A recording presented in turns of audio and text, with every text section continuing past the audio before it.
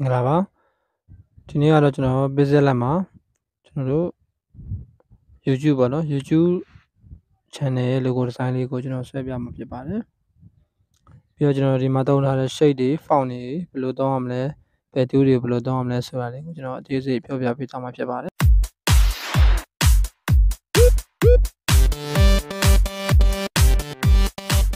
အရင်ဆုံး Pixellab ထဲကိုဝင်လိုက်မယ်ဝင်ပြီးပါရင်နောက်ဆုံးနိုင်မယ် image site ကို YouTube thumbnail ထားမယ်ပေါ့နော် YouTube thumbnail site ကိုချိန်လိုက်မယ်ပြီးတော့ကျွန်တော်တို့က new tab ကိုခဏဖြောက်ထားလိုက်မယ်ဘာလို့လဲဆိုတော့ကျွန်တော်တို့က shape တွေကိုအရင်စသုံးမှာပေါ့နော်အဲ့တော့ကျွန်တော်က shape တွေကိုအရင်စသုံးလိုက်မယ် shape ကိုကျွန်တော်တို့ကစဝိုင်းပုံ logo လုပ်ချင်တာဖြစ်တဲ့အတွက် radius ကို100 100ခိုင်နှုန်းပါနော်ထားလိုက်မယ်ပြီးရင် opacity ကို0 ထိ short ချလိုက်မယ်ပြီးတော့ကျွန်တော်တို့က stroke ပေါ့နော် stroke ကနေပြီးတော့ကျွန်တော်တို့ကဒီမှာလိုသလိုဒီစဝိုင်းပုံကိုလိုသလိုထားမယ်ပေါ့နော်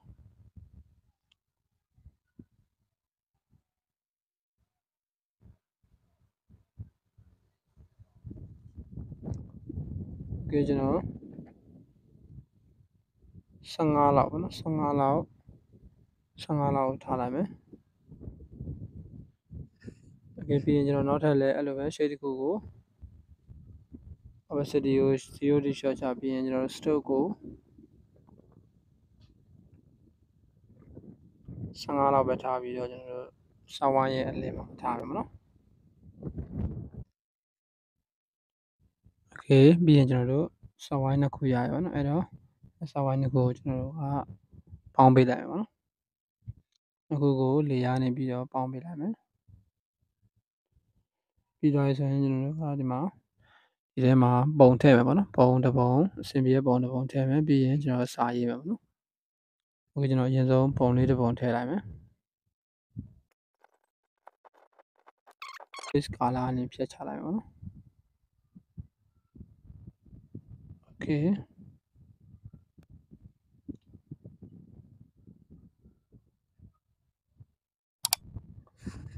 ပြီးရင်ကျွန်တော်တို့ကစာရေးမယ်ပေါ့နော်စာရေးမယ်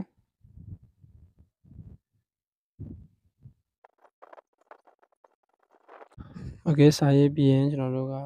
သူ့ကို color အတူတူထားမှဖြစ်တဲ့အတွက် color အမဲပဲထားလိုက်မယ်ပြီးရင်ဒီကောင်စဝိုင်းထဲမှာထည့်မှဖြစ်တဲ့အတွက် CUV ကပေါ့နော်ကကွေးလိုက်ပါဖြစ်ပါတယ်ခုကျွန်တော်တို့မကွေးခင်မှာအရင်ဆုံးစလုံးဖောင်ကိုရင်ပြောင်းတင်တယ်ပေါ့နော်ဘာလို့လဲဆိုတော့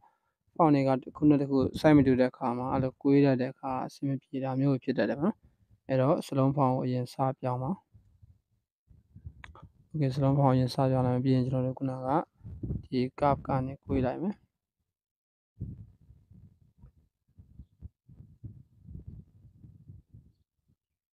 โอเคဒီနေရာမှာလုံးလုံး100ခိုင်နှုန်းထားလိုက်ပါနော်โอเคပြီးတော့ကျွန်တော်တို့ဒီနားမှာမြင်းလေးတွေဆွဲလို့ရတယ်ပေါ့မြင်းလေးတွေကိုကျွန်တော်တို့ဒီအညီထားခြင်းနဲ့မညီထားညီတာတည်ခြင်းမြင်းလေးနဲ့တွားလို့ရတယ်ပေါ့နော်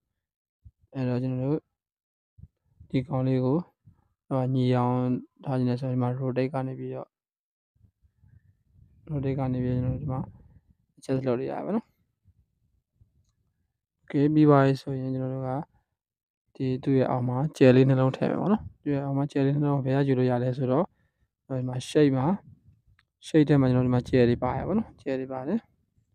ဒီတခါလဲ color ပြောင်းပေးထားလိုက်မယ်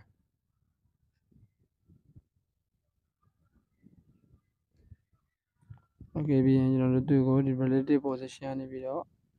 အလဲတက်အောင်ချပေးလိုက်မယ်နော်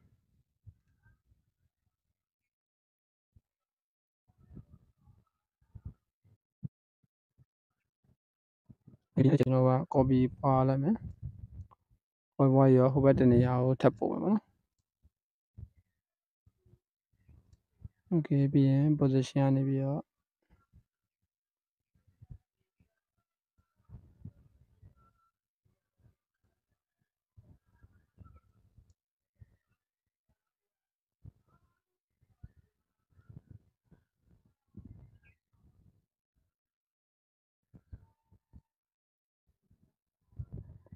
โอเคပြီးရင်တို့နှစ်ကိုမြင်းလေးဆွဲကြည့်ပါနော်မြင်းလေးဆိုရင်ကျွန်တော်မညီသေးဘူးလို့ထင်ရင် လေးကိုအောက်ကိုနည်းနည်းချလိုက်အောင်နော်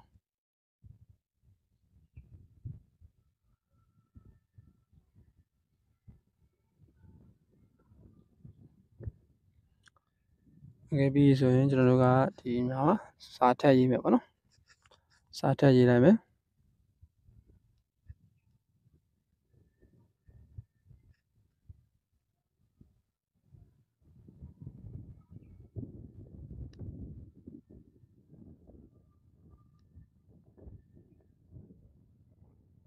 ပြီးကျွန်တော်တို့ဒီကောင် font ကိုဒီသုံးတဲ့ font ကတော့ကျွန်တော်လာမေးတယ်ပေါ့နော်အဲ့ဒီ font က Google မှာရှာလို့ရပါတယ် KIN KES Crinkles font ပေါ့နော် regular လည်းရှိတယ်2မျိုးရှိပါတယ်အဲ့ဒီ font လေးကိုကျွန်တော်တို့ကသုံးမှာဖြစ်ပါတယ်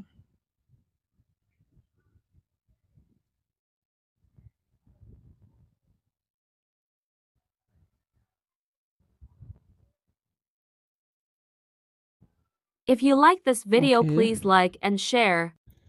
ပြီးပါရင်တော့ကျွန်တော်တို့ကဒီကောင်လေးအောက်လေးနည်းနည်းလေးချလိုက်မယ်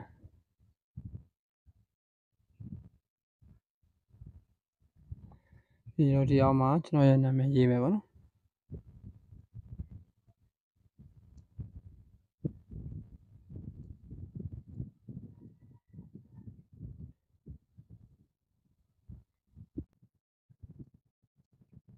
ဒီကောင်လေးကိုလည်းကျွန်တော်တို့ကခုနလိုအကွေးလေးလုပ်ပေးမယ်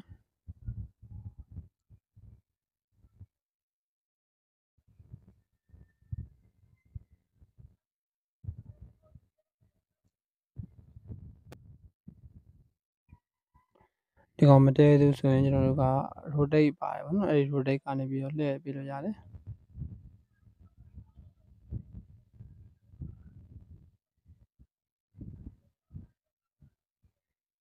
ဒါဆိုနည်းနည်းလေးကိုရများပါဘူးเนาะကိုရများသွားရင်ကျွန်တော်တို့ခုနဒီကောင်လေးကိုပြန်ပြီးတော့ short ပေးလိုက်ပါเนาะ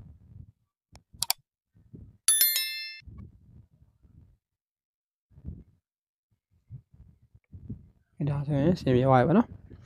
အဲ့တော့ဒီနေရာမှာကျွန်တော်တို့ကဒီ YouTube ဆိုတဲ့စလုံးကိုဒီမတူတဲ့စလုံးထားမှာပေါ့နော်အဲ့တော့ကျွန်တော်အယောင်တစ်မျိုးထားမှာဖြစ်တဲ့အတွက်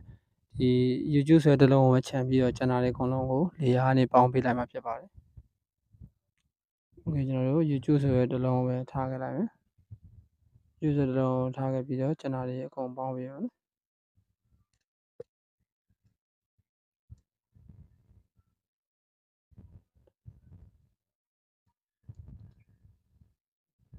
โอเค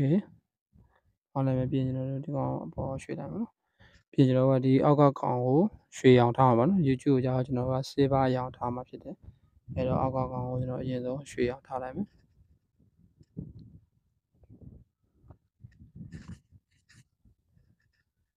တက်ရှားနေပြီးတော့ image တစ်ခုထည့်မယ်ပေါ့နော်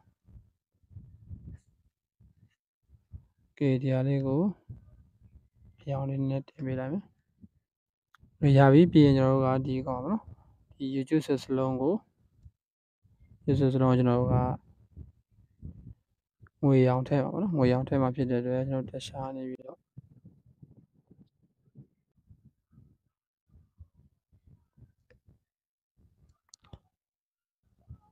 ဒီကောင်လေးကိုတိတ်ပြီးမကြိုက်လို့ပေါ့နော်နောက်ထပ်ငွေရောင်လေးတစ်ခုထည့်မှာဖြစ်ပါတယ်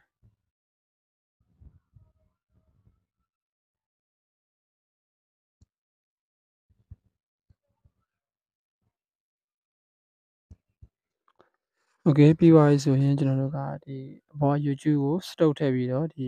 ဖြတ်မှာပေါ့နော်အဲ့တော့ကျွန်တော်တို့ YouTube ကို select ပေးပြီးကျွန်တော်ကစတုပ်မှာအမဲ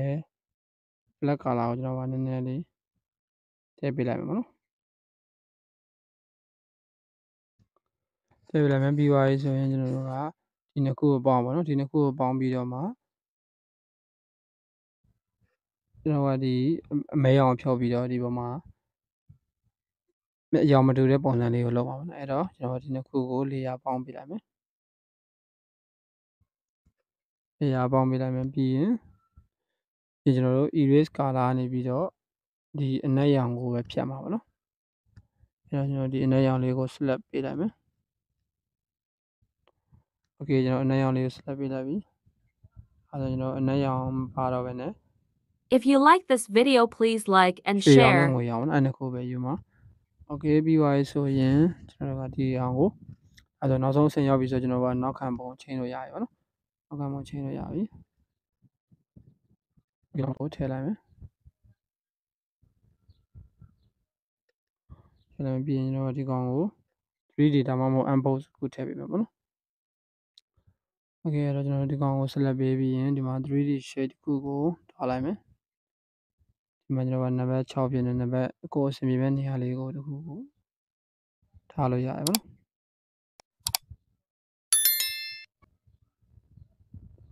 မတကယ်လို့ error လေးပါခဲ့ရင်ကျွန်တော်ဒီလိုလေးရှေ့တော့နောက်ဆုံးလေးလုပ်ပေးပါပေးထားဆိုရင် error လေးမရှိတော့ဘူးเนาะโอเคပြီးပါရင်ကျွန်တော်တို့ကဒီကောင်ကိုအင်းအောက်ကိုအတွင်းပြင်ချက်လို့ကိုကြိုက်တဲ့ပုံစံထားလို့ရတယ်เนาะ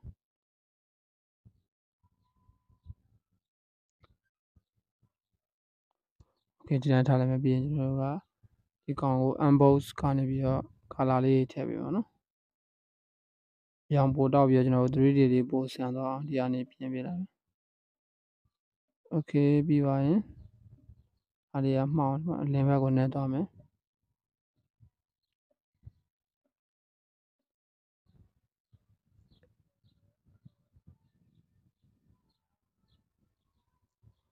ဒီလိုဒီအောက်ဆုံးဟာလေးကိုကျွန်တော်တို့က